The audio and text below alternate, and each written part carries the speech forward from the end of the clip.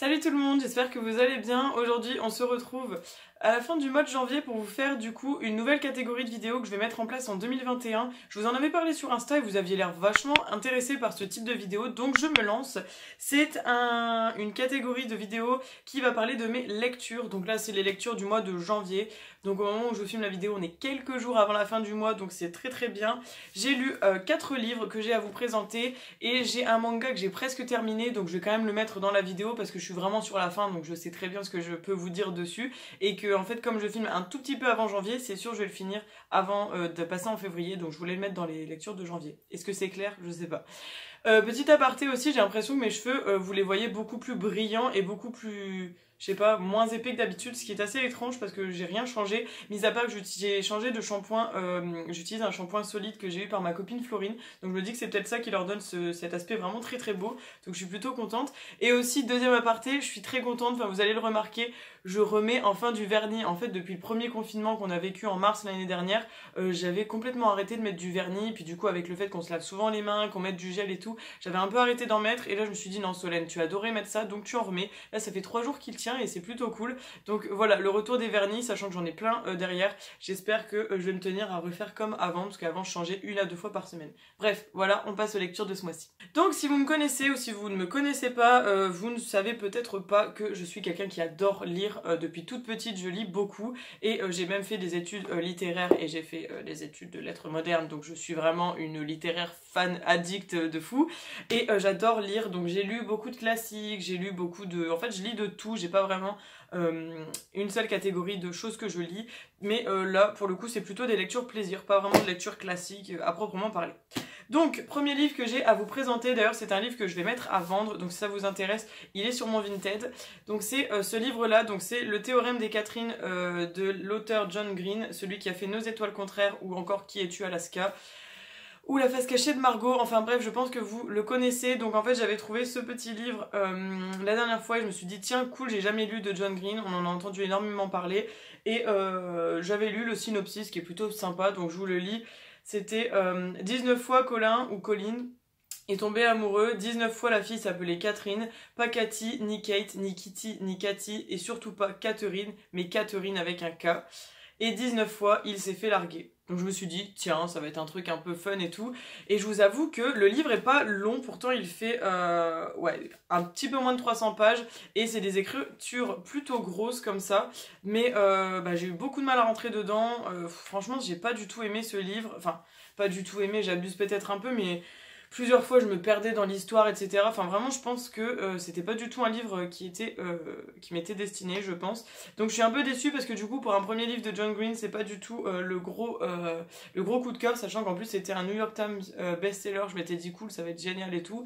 Et franchement j'ai pas trop aimé. Alors si vous connaissez ce livre, dites-moi vous en commentaire ce que vous en pensez.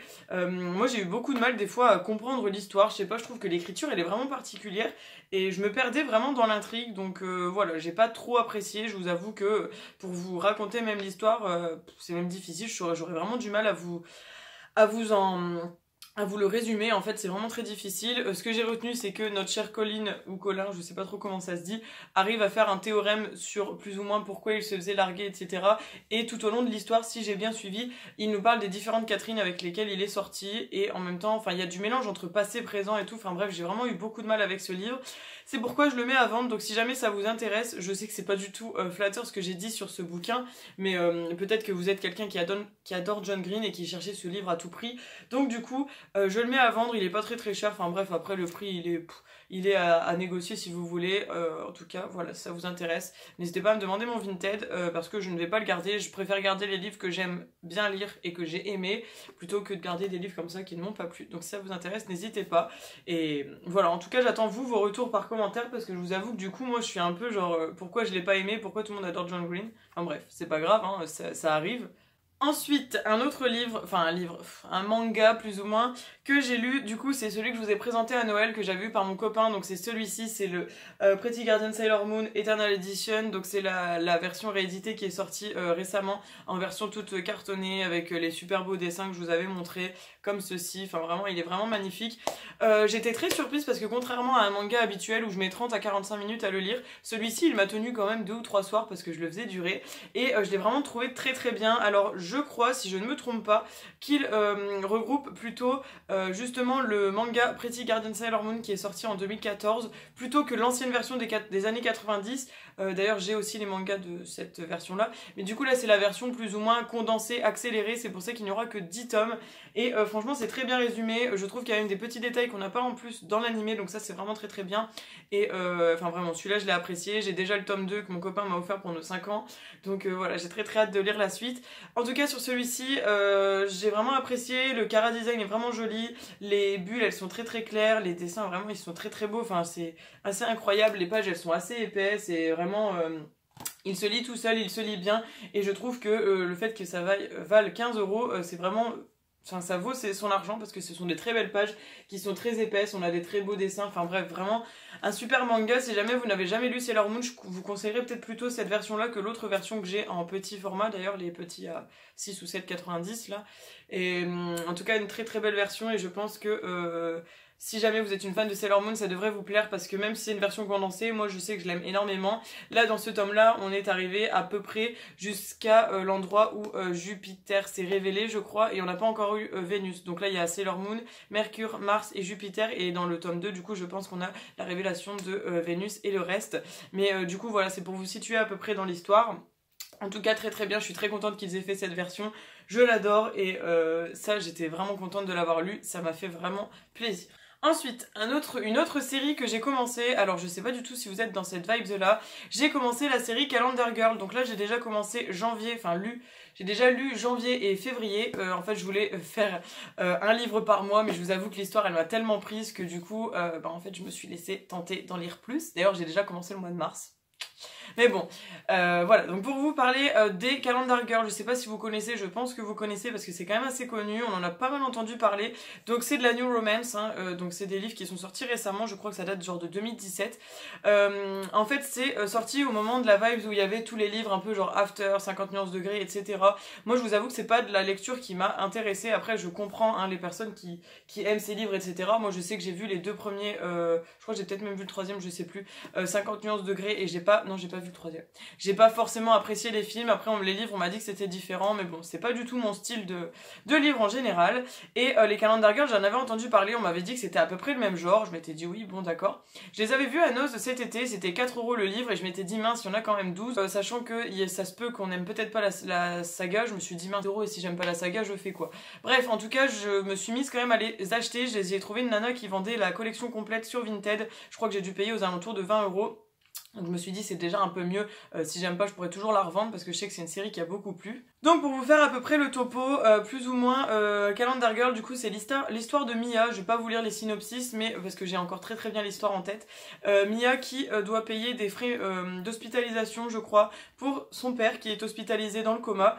Il a des soucis d'alcool etc je crois, et en fait elle n'a pas de quoi le rembourser, et sa tante gère une entreprise d'escort girl, et du coup elle propose à Mia de faire partie de cette escort girl. Tous les mois elle va donc rencontrer un nouvel homme pour qui elle doit du coup passer pour sa compagne pendant tout le mois, sauf que ce qui est plutôt pas mal c'est que je trouve que du coup ça parle pas trop de sexe contrairement à 50 nuances etc. Enfin il est bien dans le contrat des escort girls de ces livres là, c'est écrit que du coup si il y a des relations plus ou moins ambiguës entre l'escort girl et l'homme, il doit y avoir un complément d'argent en fait, donc c'est ça qui était assez sympa, je me suis dit ok bon pourquoi pas.